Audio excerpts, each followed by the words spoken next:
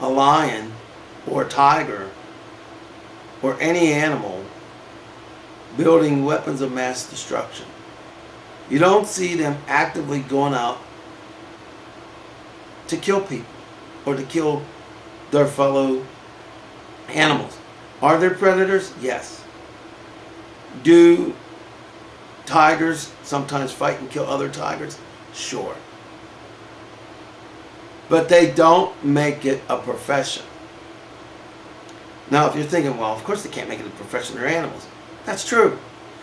But if you think about the dawn of humanity, think about the history of humanity. And when you think about it, realize that it was human beings that have killed probably close to 100 million people.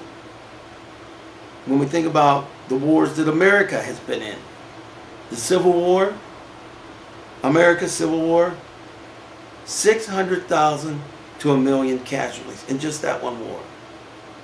We think about WW2, 1 million of our soldiers died. That's not counting throughout the globe. World War I, and so on and so forth. So before you think caring about animals, or fussing about them, or taking them to the vet, or maybe pampering them, before you think that it's ridiculous, insane, frivolous, think about this. Many of us have experienced more love from animals than any other human being we've ever met. And no animal that I've ever had has betrayed me. People that I thought that were friends have, and others that won't be mentioned have. I never had an animal betray me. So if you think that when I finally get my mainstream show that will air on local or national or international TV, if you think that because of a multi-million-dollar corporation and a Hollywood production or whatever, if you think that because I'm doing a professional show that their names will come off, it's not going to happen. And each time I lose a pet, or a friend of mine loses a pet, we're going to have a memorial to them. Their name's going to remain on each and every show to remind each and every one of us that these animals lived.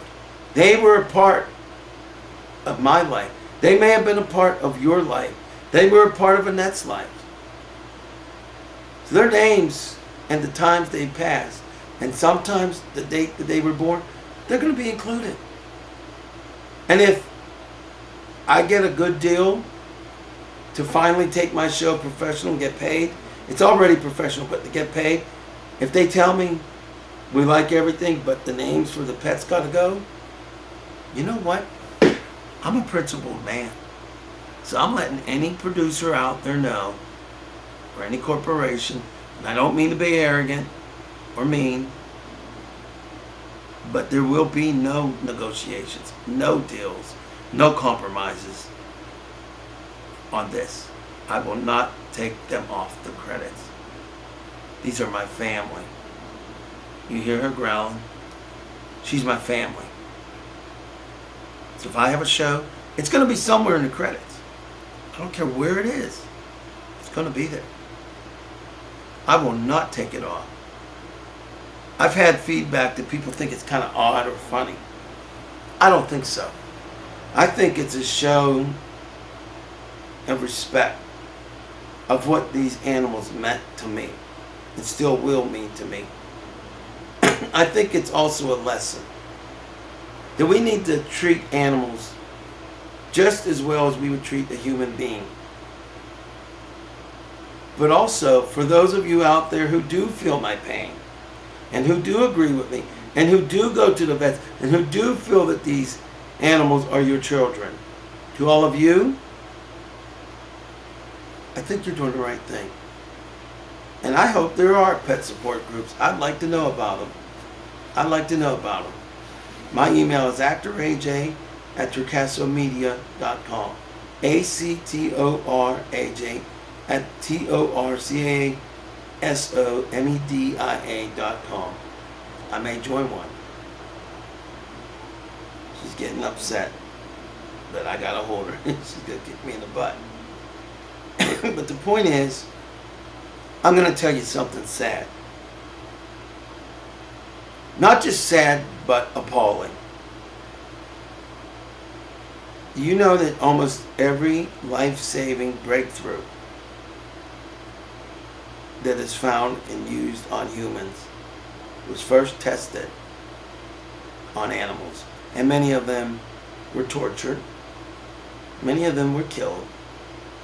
But these breakthroughs were tested on animals. But when the animal has the same infliction, most of the times it's cost prohibitive. You see, in theory, I might have been able to save Misty's life. But to get a kidney transplant for her renal failure would cost $10,000 to $15,000. $10,000 to $15,000. So I want to ask all of you out there, why don't you contact me or others? And why don't we come up with a way to make an animal health care telethon? I would love to be one of the hosts.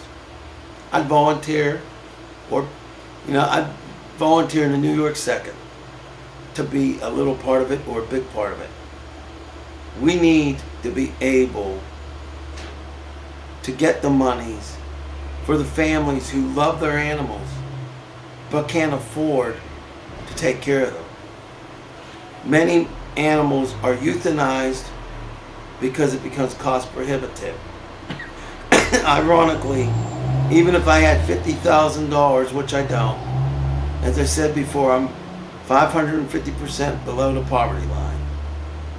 But even if I had $50,000 and I had the money to get her the operation, it would only buy her maybe a couple of weeks, maybe a month, because unfortunately she doesn't have just one kidney messed up. She has two, and they found a tumor. So there's not much I can do for her except send her to heaven, which I'm planning on doing. I believe there is a God, and I don't usually get real religious. I believe there's a God, and I know that if there is a heaven, that animals are going to be there. And I know that flies in the face of most religions. But who is more deserving of being in paradise? Humans who are sinners, or animals who don't intentionally do evil? Most of them. If any creature on this planet deserves to be in heaven, it's the animals of this planet.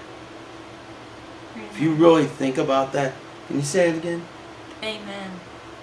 If you really think about it, they give us so much love. What do they ask for in return? Now I want to tell you something. Doing this video is extremely hard. You don't know how close I am to Misty. You don't know how close I was to Lucky and to Mickey. But I want you to know about a cat that died something like 12 years ago. Ebony. I want you to know about Ebony. He died of cancer.